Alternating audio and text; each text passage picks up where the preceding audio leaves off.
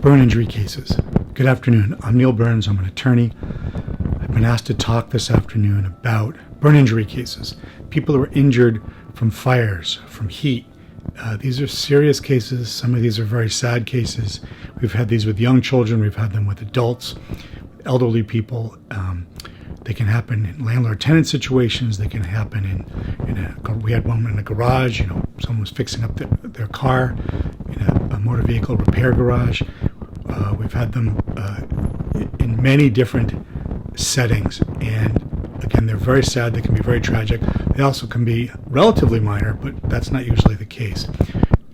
In any event, there's a few things you have to do if you have a burn injury case. If you're a personal injury lawyer, obviously the client has been through a lot. It's not just physical, it's emotional. There tends to be scarring and permanent scarring, and that can be very disabling for people, especially if it's in a visible spot like an arm or a hand or a face or neck, or feet. In the summertime, people can see your feet. So what we do is first we look at liability. Why is the other person responsible? Was it the landlord's fault? Was it the other driver's fault? Was it a commercial landlord's fault? So we look at that. We get the records, the incident records, the police records. Sometimes there's prior records. We look at all that. We get photographs.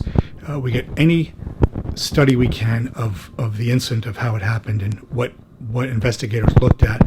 And then we go another step. We try to get an expert to see if there's something we can do to help. If the fire department was involved, we get the fire department reports and we talk to or depose the fire department personnel, the inspector, the captain, whoever was the senior person on the scene. And that's just for liability. That's just for getting to who's at fault. Then, of course, we look into the damages, the pain and the suffering. We get the medical records of our client, or sometimes it's deceased. So we get those records, we review them.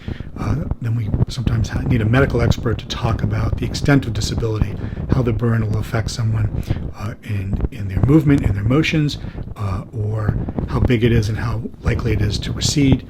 And finally, how much of a loss of function there could be, because sometimes a body part doesn't function as well after a burn, or doesn't function at all. Again, these can be very serious cases. And finally, we look to the insurance company to see what they need to get you over the rail, to get you to the point where we can get you money. And it's going to be the same thing that a jury needs. With respect to these cases, we try to avoid a jury trial, but if we can't, we proceed with discovery and moving towards a jury trial. And it's only with hard work, with tenaciousness, with effective advocacy that we can get you the amount of money that you deserve in these burn cases. So if you have a question, call Burns & Jan. My partner, Rashawn Jan, and myself, we have a lot of experience. I've been handling these cases since 1985. Give us a call. It's a free initial consultation. Burns & Jan, 617-227-7423.